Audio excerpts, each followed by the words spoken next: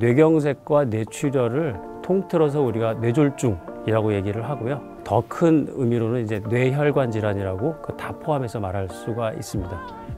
안녕하세요. 저는 뇌혈관 수술을 전공으로 하는 신경외과 의사입니다. 요즘 날씨가 추워지는 겨울철이 되면 저희 뇌졸중 환자들이 많아지게 됩니다. 저희 이제 신경외과 의사들이 바빠지는 시기가 온 거죠. 제가 이제 현장에서 환자들을 보면서 만나면서 환자분들이 많이 저한테 질문하시는 것들, 또 환자분들께서 조금 잘못 알고 계신 상식들, 뭐 이런 것들 위주로 제가 말씀을 약간 Q&A 형식으로 말씀을 드려보겠습니다.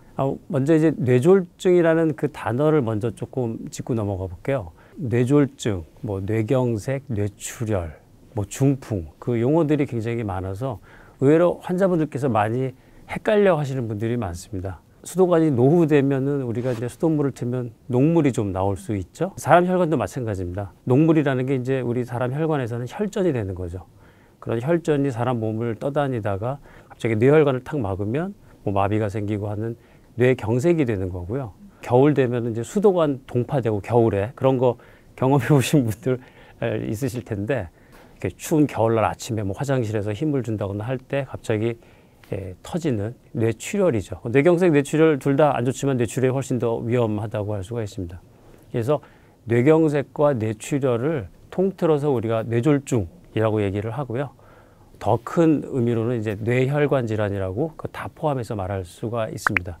가장 병원을 많이 찾으시는 대표적인 증상이 이제 두통이죠. 머리가 아픈 거. 이제 환자분이 진료실에 옵니다. 나 며칠 전부터 이 뒷머리가 이렇게 따끔따끔하고 막 찌릿찌릿하고 막 손만 대도 너무나 소스라치게 아플 정도로 많이 아프다. 그 혈관이 어떻게 잘못된 것 같아서 왔습니다. 이렇게 얘기를 하시는 분들이 있습니다. 그럼 이제 그런 막 혈관이 따끔따끔하고 찌릿한 이런 증상이 우리가 이제 우려하는 뇌혈관 질환하고 관련이 있을까?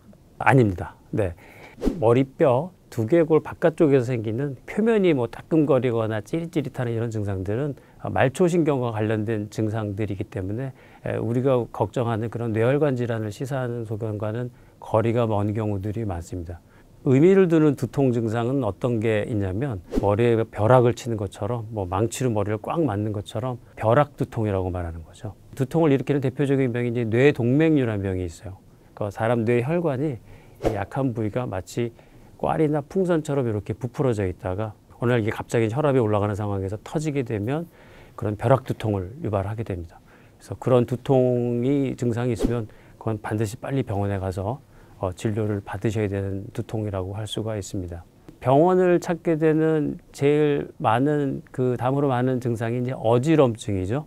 오늘 아침에 일어났는데 너무 갑자기 어지러워서 화장실을 가려다가 막 벽을 잡고 주춤주춤 거렸다, 다시 누웠다, 뭐 몸이 가누어지지가 않았다, 그리고 막 미식거리고 토할 것 같았다. 사실 그런 증상이 생기면 환자분 굉장히 공포감을 느끼게 돼요. 이게 의식은 멀쩡한데 막 몸이 어지러워지고 막 이렇게 되면 이게 사람들이 말하는 뇌졸중이 나도 혹시 생긴 게 아닐까? 굉장히 두려움을 느끼게 되거든요. 그래서 뭐 응급실로 실제로 가시는 분도 계시고 또 병원으로 오시는 분들이 있는데, 저희가 이제 어지러움증은 크게 우리가 두 가지로 나눕니다. 하나는 이제 중추신경성 어지러움증, 또 하나는 말초신경성 어지러움증. 중추신경성 어지러움증이라는 거는 이제 말 그대로 뇌에서 생기는 어지러움이에요. 뭐 뇌에 종양이 있다든지 지금 오늘 얘기하는 뇌혈관 질환, 뇌졸중이 생겨서 생기는 어지러움증이 있을 거고요. 말초신경성 어지러움이라는 건 전정기관이라고 해서 몸의 평형을 담당하는 기관이 우리 귀 쪽에 있는데, 대표적인 게 이제 우리 멀미죠. 차멀미나 배멀미. 배멀미 하면 얼마나 심합니까? 막 토하고 뭐 얼굴이 노래지고 아무것도 할 수 없잖아요. 말초성 어지러움증은 대부분 또 안정을 하고 쉬면 뭐 하루나 이틀, 2, 3일 내에 천천히 좋아지는 경과를 취하게 됩니다. 실제로 거의 대부분의 어지러움증 환자는 말초성 어지러움증으로 생기는 원인이 많기 때문에 뭐 어지럽다고 다 뇌졸중을 너무 걱정하실 필요는 없어요. 근데 이제 예를 들어서 뭐 몸의 중심이 잘 안 잡힌다든지, 뭐 걸으려고 하는데 막 구름 위를 걷는 그런 느낌이 드는 그런 어지러움증이 생기면 중추신경에서 발생하는 어지러움이 아닌지 확인하기 위해서 병원에서 어떤 전문의를 만나서 영상 검사를 하든지 이런 것들이 꼭 필요한 어지러움증이라고 할 수가 있습니다. 지금 사실 뭐 두통이나 어지러움증이 대부분이 꼭 뇌졸중하고 관련된 건 아니란 말씀을 드렸는데요. 그러면 뇌졸중을 의심해야 되는 중요한 증상은 뭐가 있을까 말씀을 드리면, FAST라고 그래서 F는 이제 페이스, 얼굴이 이렇게 막 이렇게 입이 돌아가거나 이렇게 침이 흘려지거나 얼굴 마비가 생기는 증상. 두 번째는 이제 팔이나 다리가 한쪽에 힘이 빠지는 증상. 그다음에 S는 스피치, 말이 어눌해지는 증상이 생기면, 이 T는 뭐 골든타임 이런 얘기 우리 들어보셨잖아요. 그런 증상이 생기면 빨리 병원으로 가셔야 된다 하는 것들이 이제 뇌졸중을 의심할 수 있는 그런 증상이라고 할 수가 있습니다. 이런 뇌졸중 의심되는 증상이 생기면 우리가 그러면 가정에서 또 주변에서 갑자기 그런 환자가 발견되면 어떤 초동 조치를 해야 되는지 한번 제가 질문을 드려볼게요. 이제 1번, 빨리 바늘로 손을 따준다. 두 번째, 빨리 우황청심환을 먹인다. 3번, 아스피린을 빨리 먹인다. 4번, 뭐 마비가 오고 그러는 것 같으니까 빨리 몸, 팔다리를 빨리 피가 잘 통하게 주물러 준다. 1, 2, 3, 4번 어떤 게 답일까요? 작가님 어떤 게 답일까요? 네, 답은 네 가지 다 절대로 하면 안 되는 것들입니다. 사실 지금은 많이 줄었습니다. 근데 전에는 진짜로 응급실 내 10손가락을 다 바늘로 따가지고 오시는 환자들 저희들이 심심치 않게 볼 수 있었고요. 바늘로 이제 뭐 이렇게 손에 피를 내고 하는 거는 순간적으로 혈압을 올리기 때문에 훨씬 더 뇌졸중을 악화시킬 수 있는, 절대 하면 안 되는 행동이고요. 지금은 이제 많이 줄긴 줄었습니다. 우황청심환은 이게 뇌졸중 응급약도 아니고 뇌졸중에 먹는 약이 아니죠. 이제 그거를 먹는다는 건 괜히 기도를 막히게 할 위험성만 있을 뿐 전혀 도움되지 않는 행동입니다. 환자 중에 이제 자기는 조금 이상하면 아스피린을 나는 먹어, 상비약처럼 먹어, 이렇게 이제 자랑처럼 하시는 분이 계시는데요. 제가 이렇게 뇌졸중이라는 거는 막히는 뇌경색뿐만 아니라 터지는 뇌출혈도 있다고 그랬잖아요. 그 증상을 사실은 구별하기 어렵기 때문에 만약에 뇌출혈인 경우에 아스피린을 먹으면 뇌출혈도 악화시킬 수가 있죠. 그래서 그런 것들은 빨리 병원에 와서 의료진이 판단을 해서 처방해야 되는 약이지, 그걸 응급약처럼 비상약처럼 드시는 거는 전혀 도움이 되지가 않습니다. 마지막으로 이제 팔다리를 주무르는 거는 이제 뇌 때문에 생긴 뭐 마비이기 때문에 뭐 주무르거나 하는 것들은 전혀 도움되지는 않을 거고요. 뭘 해야 되냐? 무조건 빨리 병원으로 119를 불러서 구급차를 타고 병원으로 1분이라도 빨리 가는 것이 최선입니다. 이게 뭐 뇌졸중이라는 건 뭐 심폐소생술이 필요한 그런 병이 아니기 때문에 빨리 병원에 가서 진단을 하고 환자한테 맞는 약물이 투입이 돼야 되는, 또는 어떤 시술을 해야 되는 그런 병이기 때문에 병원으로 빨리 가시는 것이 가장 중요합니다. 그러니까 이런 질문을 하실 수가 있습니다. 그럼 나는 머리가 아픈 것도 없고 어지러운 것도 없고 나는 아무런 그게 없는데 이런데도 나 머리 다 검사를 해봐야 되나요? 라고 질문을 하시는 경우들이 종종 있는데요. 그래서 이거는 사실 정답은 없습니다. 근데 이제 저 같은 경우는 환자분들께 뭐라고 말씀드리냐면 40대, 50대가 되셨으면은 그래도 한 번은 꼭 머리 혈관이나 뇌 검사를 해보시라고 저는 권유를 드려요. 그런 이유가 대부분의 뇌졸중, 그 혈관이 좁아지거나 또 혈관이 아까 말씀드린 부풀거나 하는 이런 병들은 평소에는 전혀 증상이 없기 때문에 그게 어떤 증상을 일으켰을 때는 이미 돌이킬 수 없거나 많은 것을 잃게 되는 상황이 되기 때문에 예방적으로 검사를 해보시는 걸 저는 권유를 드려요. 조금 전에 예를 들었던 뇌동맥류 같은 병은 우리가 인구의 한 2%에서 3% 정도 있다고 얘기를 해요. 그러면 사실 50명이 1명 있는 병인데 대부분은 그게 증상이 없기 때문에 내가 MRI를 찍어보지 않고는 있는지 없는지 모르고 그냥 지내게 되는데, 만약에 동맥류 같은 경우는 만약 파열되게 되면은 뭐 3분의 1 이상이 사망할 정도로 아주 무서운 병이기 때문에 사전에 예방하는 것이 가장 중요합니다. 뇌졸중을 그러면 뭐 예방하기 위해서 뭐 우리가 할 수 있는 일이 어떤 일인지 말씀을 드리면, 사실 우리가 할 수 있는 일이 있고 또 할 수 없는 일이 있습니다. 우리가 어떻게 할 수 없는 건 노화, 나이 드는 건 뭐 우리가 어떻게 할 수가 없잖아요. 네. 또 가족력, 뭐 이미 태어난 유전자는 내가 바꿀 수는 없습니다. 그럼 내가 노력해서 할 수 있는 건 뭐가 있냐? 첫 번째는 금연, 담배를 안 피우시는 거예요. 뭐 이미 담배를 안 피우시는 분들은 상관이 없는데요. 아직까지 담배를 피우시고 있다면 암뿐만 아니라 이런 뇌혈관, 혈관 질환의 가장 확실한 그 위험 인자가 흡연이기 때문에 담배는 반드시 끊으셔야지 됩니다. 그 다음으로는 이제 고혈압이나 뭐 당뇨, 또 이제 부정맥 같은 심장병이 있는 분들은 이제 그 기저질환을 잘 관리하시는 게 중요하고요. 그 다음으로 이제 우리가 생활에서 할 수 있는 건 뭐 다 아시는 내용이지만 뭐 우리 일주일에 한 3번 정도 유산소 운동을 하라. 그렇게 하고 적절한 체중을 유지해라. 뭐 스트레스 관리를 해라. 뭐 이런 것들이, 그리고 꼭 1년에 한 번씩은 그 고지혈증이 있는지에 대해서 한번 관리를 하시는 것이 이런 뇌졸중을 예방할 수 있는 그런 우리가 노력으로 해서 할 수 있는 방법들이고요. 말씀은 다 드린 것 같은데 이제 진짜 100세 시대가 온 것 같아요. 네, 지금 제가 진료실에서 보면 뭐 90세 넘는 환자분들께서 한 달에 한 번씩 꼬박꼬박 아주 정정하게 약타러 오시는 분들을 보는 게 이제는 뭐 전혀 놀랍지가 않거든요. 그래서 이렇게 100세 시대가 시작됐기 때문에 모두 뇌혈관 관리를 잘 하셔서 건강한 100세 시대를 맞으시길 바랍니다. 이상입니다. 네, 그거 당연히 도움이 됩니다. 제 뇌졸중을 이미 앓고 저한테 이제 그 이후에 뭐 계속 저한테 외래로 다니시는 환자분들은 대부분들은 겨울철이 되면 굉장히 모자를 꼭꼭 쓰고 머리를 항상 따뜻하게 하려고 참 노력을 합니다라고 얘기를 많이 하시고요. 저도 그건 매우 좋다고 말씀을 드려요. 아무래도 말씀드린 것처럼 이런 온도차, 기온차가 혈관에 직접적인 영향을 주기 때문에 그런 것들을 잘 보호할 수 있으려면 머리를 따뜻하게 하는 게 체온을 유지하는 데 굉장히 도움이 되거든요. 모자를 쓰고 안 쓰고가 체온 유지, 그리고 이런 혈관이나 혈압 유지하는 데 굉장히 도움이 되기 때문에 겨울철에 머리를 따뜻하게 하는 건 굉장히 중요합니다.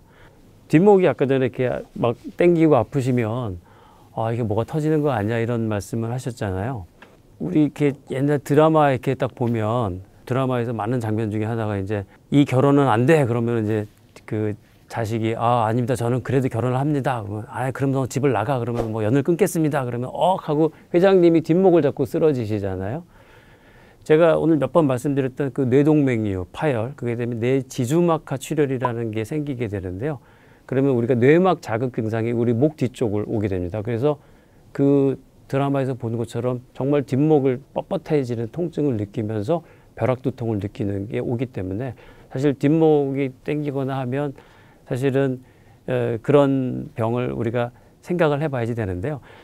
지금 PD님 말씀하시는 그런 정도의 그 땡김이나 이거는 대부분의 경추성, 목의 근육이 경직돼서 생기는 두통일 가능성이 많기는 한데 이게 과연 경추성 두통인지 과연 뇌혈관에 어떤 이상이 있는지는 사실은 저희가 검사를 해보지만 않으면 알 수는 없어요. 증상으로만 알 수는 없습니다.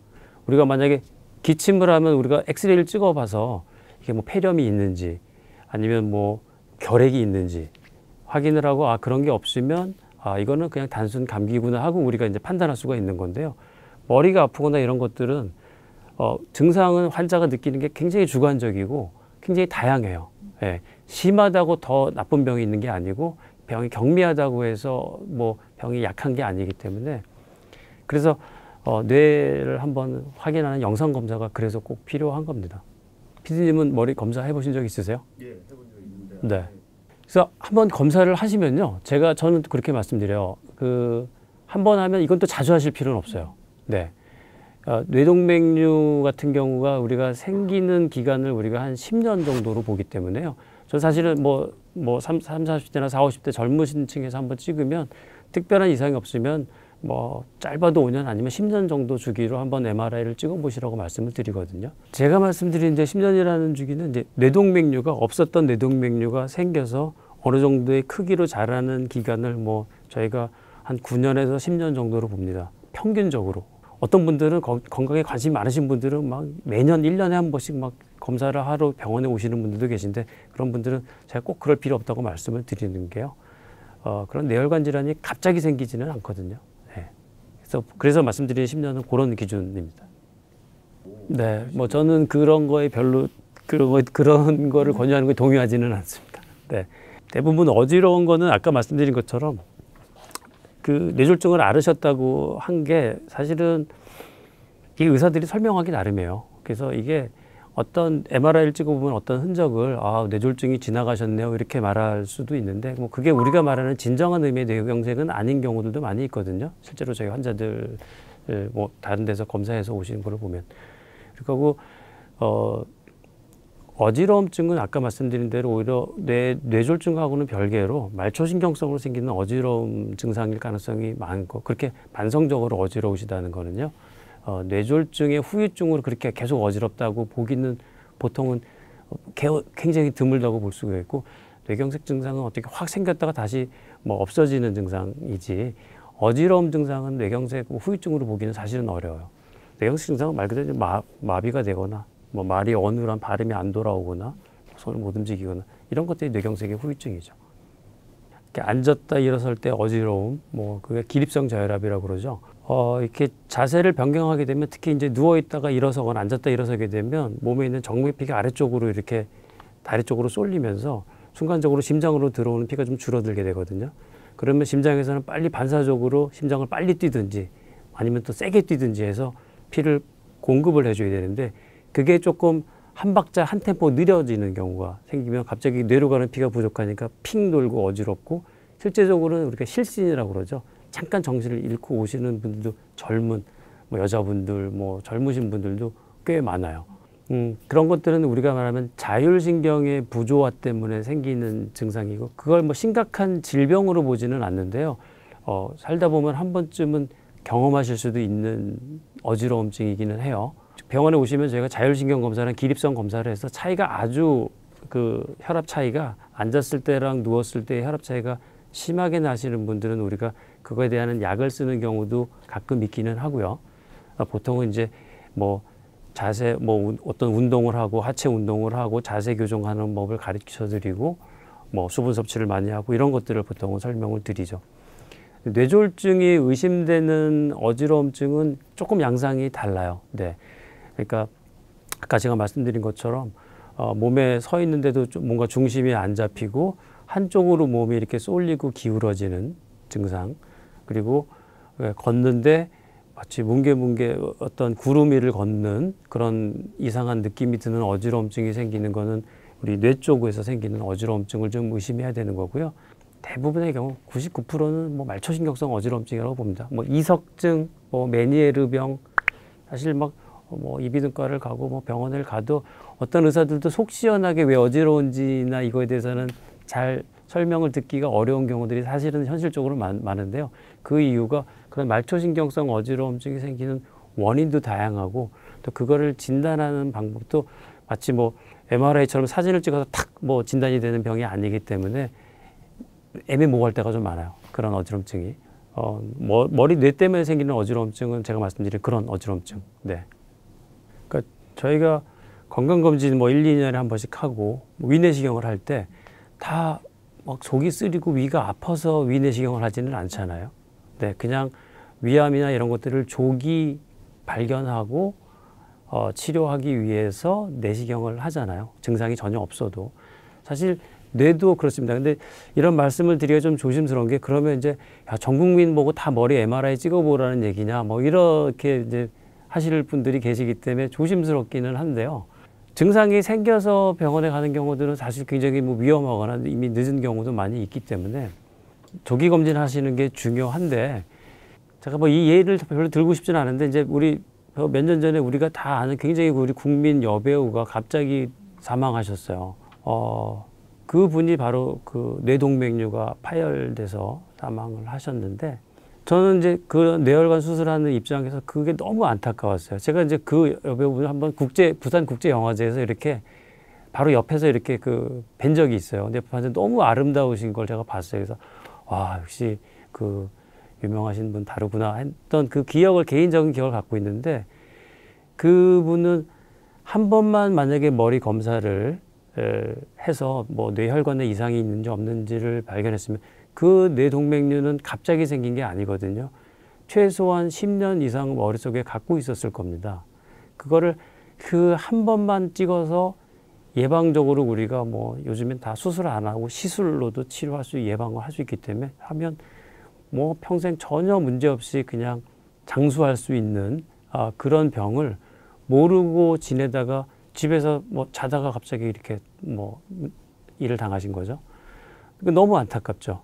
그래서 그렇게 되면은 과연 언제 몇 살에 찍어보는 게 맞을까요? 그건 뭐 답이 없는 겁니다. 이게 뭐 40살, 뭐 35살. 저는 이제 저한테 뇌동맥류 수술 받는 이제 환자들 할 때 꼭 이제 가족분들이 같이 오시면 제가 설명을 드려요. 여러분들은 직계 가족분들은 가족력, 뇌동맥류 가족력이 있으시기 때문에 나이가 젊으셔도 뭐 설령 20대, 30대라 할지라도 꼭 한 번쯤은 머리를 확인을 해보시라. 거기서 이상이 없으면 또 한 10년 있다 찍어보시라. 이렇게 얘기를 드리는 거죠.